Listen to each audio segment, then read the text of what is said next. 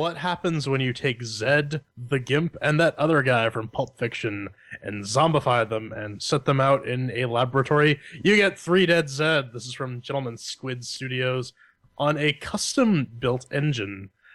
You can check this out at 3deadzed.com. Where can you get it? On Desura for $5, on Steam on sale for also $5. Normally $6, and on Gameolith $6.40. That's not pricing scheme. I don't know what the hell that's about. So what is it? They say, take control of an experimental zombie that can transform into 3 unique and distinct forms with quick reflexes, a little problem solving. And Sandy covered all this crap in the Steam section. Nonetheless, this is essentially trying on a budget. You have 3 characters that you stitch between to solve puzzles and navigate through levels. And of course, because it's on Linux Gamecast, we have to run it through the chairquisition. 1 chair means that it's crap, 2 chairs means that it's meh, 3 chairs means that it's pretty good, and 4 chairs means that it's awesome! Oh my god! Ah! And we also have our categories of Doom, mixed with working, shiny, and sounds, fun, and control. Ow, that squeaking noise hurt my throat. So let's kick this off. Then, did 3 Dead Zed make with the working? It made with a working squeaky. No issues, still running it because I haven't assembled the mid-2014, you're doing it wrong box, 1204 Ubuntu, 32-bit of business, dual 770, blah, blah, blah, blah. No issues. Custom engine. I knew it wasn't Unity because it ran smoothly. I'll give it that. Nothing. The sound sounded, the movements moved, the controls made with the punching. So, we're going to have to give that what it deserves. 4 chairs. J-Man. On the Steam box, running an A10 5800K on the open source drivers, and on this monstrosity running a 670 superclocked and AMD 1090T. This thing basically ran out of the box with no real issues. Like Ben said, the sound sounded, the visuals visualed, and the controls controlled. Sandy! Oh wait, I guess that gets 4 chairs. Sandy! Yeah, I ran this on my 1404 LTS Ubuntu with my FGL RX 13355 drivers for my AMD 6770, and it ran pretty good. And then I had 1 crash, and then for some reason I couldn't recreate the crash after I hit the menu again. So it was weird. It was a weird crash, but yeah, I'm only giving it 3 chairs. Ooh, so that's 3 chairs from next with the working. Up next is Shiny and Sounds. Ben, did this tickle your eye pussies and gently whisper Shiny things and into your Sounds, ear? let's take a look at this because that's what this is. Admittedly, I'm a sucker for hand-drawn characters and environments, and this delivers it in spades. But the voice work. Seriously, developers. Ra throws chair. Spend an extra. You couldn't afford me, but go to voices.com. There's billions of people who'll do it for $2 in a taco. Better than your friend who says, yeah, I can talk into a tin can and make it, because that might have been what happened. You're trying to explain the story to me, and I'm just like, shut the fuck up. Maybe if this had subtitles, I could do a bit better, but honestly, the best I can do, and I'm dinging at that chair because of the sounds. Maybe it had a soundtrack. I was too distracted, but every time a thing talked, best I can do, 3 chairs, J-Man. Yeah, the voice work could have definitely used a lot of work. That's kudos for actually including it to begin with, because you don't see too many games with full voice acting anyways. Hand drawn is alright, but I mean, as far as hand drawn graphics go, though, it's par for the course. Actually, you know what? My first thought upon playing with this was, it looks like something I played on Newgrounds back in the day. So it doesn't get any points for that, because that's been 10 years and we're not using Flash anymore. Hopefully not using Flash anymore. So I'm going to give that 2 chairs on Shiny and Sounds. Asman? Shiny and Sounds, like, again, what Ven said, like, hand-drawn, That's awesome. Like, I'll give props to that. It's not like this retro pixelated, like you're trying to emulate Nintendo. So I give props to that. But the voiceovers, like, are ridiculous. You know, like, it ruined a lot of the look and feel of the game with the voiceovers because it was such bland acting. It's like me trying to do voiceovers. Or podcast. It'd be horrible. Yeah, or podcast. Oh! Bazinga! You know? Yeah, we don't do that here. Even with you know, like those class or more other games that do that, they're not actually talking, but like they make the emulated sound of them talking. Like that would have been better. And I'm giving it 2 chairs. All right, so that's 2 chairs for Shiny and Sounds. And now for the control section, then We have did you feel you were in control? controls. And I tried it with this. This is our X clone, which we've all come to the conclusion that this is probably a actual Xbox controller that kind of fell off the back of the bus and might have been produced after the official assembly line was shut down in China. And it worked. I didn't have an issue with it. You know, it starts off, it shows you a picture of an Xbox controller, and it says, YOLO, bro. You know, go get your Doritos, get your Mountain Dew, and let's party. And I was like, all right, fine. Picked it up, hit it. Everything worked. Had a fine time.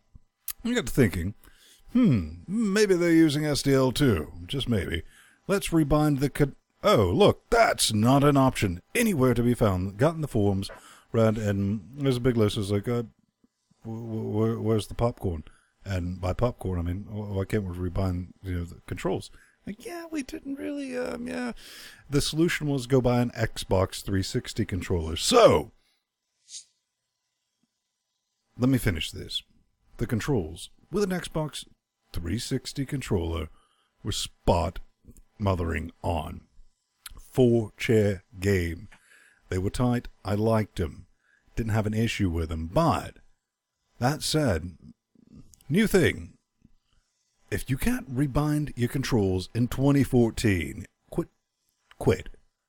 This is so angry. You automatically lose. From me personally, 2 chairs. That's right, Brad. You had a 4-chair control, but you fucked up. I'm going to give you 2 chairs because I can't rebind that business. And some people might need to. J-Man. See, I gotta disagree with you with the 4-chair controls. This is one of these games that requires some pixel-perfect accuracy in a lot of places, and the controls do not facilitate this. They're very clunky, I found, when it comes to jumping and navigating. And I was spite-killed a couple times just because I was a pixel off.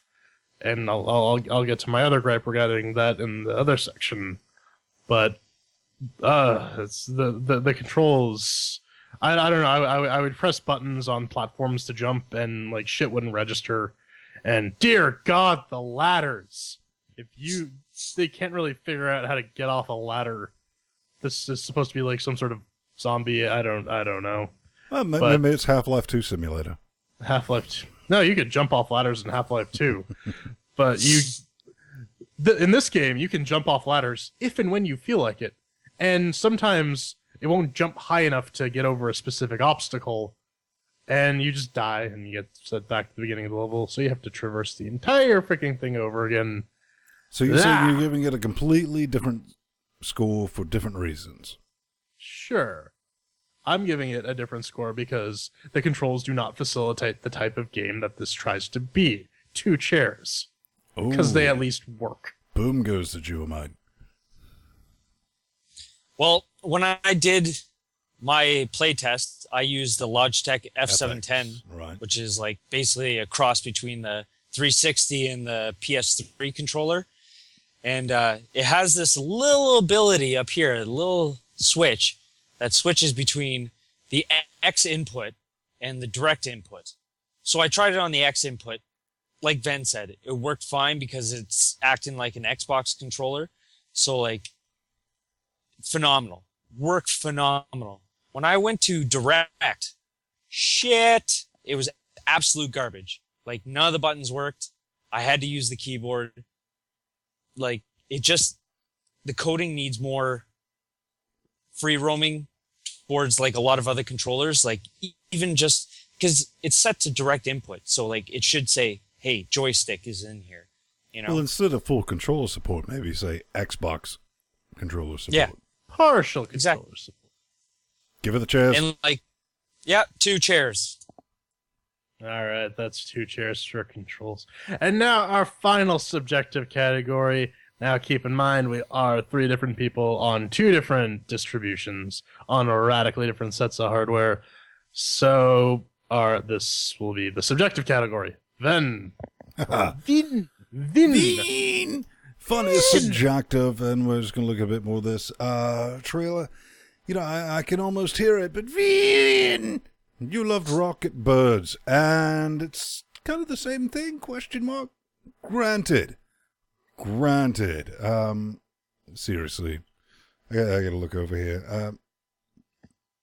It is mechanically a bit like Rocket, as far as pew, shoot. But Rocket Birds had this brilliant story. I'm not gonna say brilliant, completely fucking mental story that. Yeah. The hell's going to happen? All right, I gotta get. I sat through every single cinematic on that one. The game was just something I had to do to get to the next cinematic, and hey, that worked for me. I was like, I'm fine with that. This, I cannot find the story. What little bit of story there is, it's boring as all piss. And as soon as you take that out of the equation, this is, like J-Man said, trying on a budget. And also saying with a fun, if this game has just one unique gaming mechanic in it, it must be a mothering Easter egg, because I couldn't unlock it. So for fun, I'm going to give this the 1 chair. So the trying mechanic worked all right. I didn't think there was enough variety between the 3 zombies. It was really just one guy can move fast and jump high, the other guy goes through barriers, and the other guy can press buttons. One of the cool things about Trine was that given 3 characters and 1 level, there were radically different ways you could accomplish the goal. With this, not so much. Cats, man. Cats, man. The fucking tinfoil hat cats. Hey, that rhymed. And yeah, this thing lacks the charm that Trine's mechanic had for multiplayer, or for the multi-character things. The fucking ladders piss me off to no end. Jesus Christ.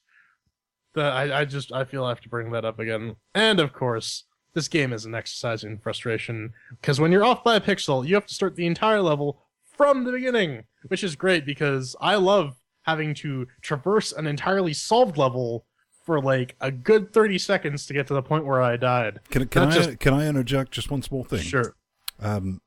Now, the spinning Meat Boy razor blades, which are found in most new modern offices, let's be fair. I have them in mind. You can almost walk like a quarter into one before you get a hit. So, I think maybe the fuck you hit pixels are random, which is even worse. It is, because like even in the tutorial level, I noticed there was like that little laser beam where I had moved to where I thought was the safe spot, because there's like that 2 pixel area where you're safe, and then I just died, and I'm like, what the fuck? And I got sent all the way back. And you don't even have to resolve the room. It's just an empty room, and it's just walking. Go through it again because fuck you. It's fucking Lord of the Rings simulator half the time, as you're trying to figure out the exact position you need to be in order to make the jump. This game is not fun at all. I'm thinking 4 chairs. Nope. Oh, that's best you can do. All right, 1 chair. All right, G. Yeah, yeah, the fun value is okay. Like, I like platforming games. That's my thing. I like a lot of games, but anyways, the voiceovers horrid. Like, I cannot get over the voiceovers. Like, it's like fingernails on a fucking chalkboard. The goddamn cats, the storyline with the cats. Like, what? Like, seriously? Like, fuck. Meow, like, meow, could meow, you come meow, on? meow, Yeah. meow, meow, meow, meow, meow. Yeah. Like, seriously. It was such a terrible premise. Like, and at least with, like Jordan was saying, like, at least with Trine, it was open-ended. So you could, like, do multiple things with the different jobs, like the warrior, the wizard, or the thief. Like, there was different ways to solve that one puzzle. But like in this, you have to solve it with the one guy, like a certain character. You've made it that way. So well, like, even with trying, if you got bored, your eye pussies were bleeding out of just like how awesome it looked. Oh, exactly. And like another thing too is like back on what Jordan was saying again, like the whole thing is like, lost. But like the big thing is I'm just gonna, you know what? 2 chairs. 2 chairs. That's all you can do. Yeah, that's all I'm gonna give. All right, so it's 1 chair for fun, and if we tally that all up, throw it in a blender, and come up with a zombie chair composed of multiple parts, you only really have enough left over for 2 chairs. Well, So, with all so the categories, let's check that out. Not sure. That's actually, I'm going to have to say, a not sure if one with a white asteroid. So it's like the reverse. It's going the other way. I really want to say this is a 1-chair game, but the way we're built, you got to remember, our review system is part review, part QA. Because I hate to break this to you, with the distribution, there's no fragmentation. That's bullshit. There is. And we're trying to test this on multiple systems. We have multiple problems with different things, especially in the mix with the working section. I think that is a value add to our review. We didn't have a problem with it. Sandy had an issue with it, a legitimate issue, and you might have that legitimate issue. All that aside, when it comes down to fun, yeah, it's priced. It's priced to sell. Even at 6 wet, stinky caches. If you like platformers and when we say trying on a budget, we don't mean that in a good way. This is nothing like trying whatsoever. Cheap. This is like the Trine you find in the gas station. The 3-person mechanic, exactly. And could have been a Flash game at some point, wouldn't surprise me. I mean, good work on the developers for doing a custom engine. I mean, the game, performance-wise, 2 thumbs up, man. I don't have an issue with performance. It was brilliant. I mean, it made Unity look like Unity. So, yeah, just keep everything we said in mind. When it comes down to the controls, you better have an X-Clone. And Shiny and Sounds, mute that bitch and put some Slayer on. J-Man? I had this weird issue with Steam though. I played like about a half an hour of the game, and I realized that I was in offline mode on my Steam box, so I flipped that on, and despite having played half an hour, that wasn't showing up in Steam, so I had to go and replay go back to however far I progressed again, which was a joy. Ugh. Speaking of joy, like. The voice acting is the worst part, by far, for me. Like, the voice acting is by far the worst. The mechanics, like the pixelation, that was the thing. The pixelation that Jordan was talking about. Like, when you play as a gigantic zombie and you're smashing through the laser beam to hit an object, like, you shouldn't be able to do that. Like, and especially if you're, like, 3 feet away and all of a sudden you die because of the laser. And you haven't even touched it. You know, like, there's some issues that got to be sorted out, but... it has potential. Like,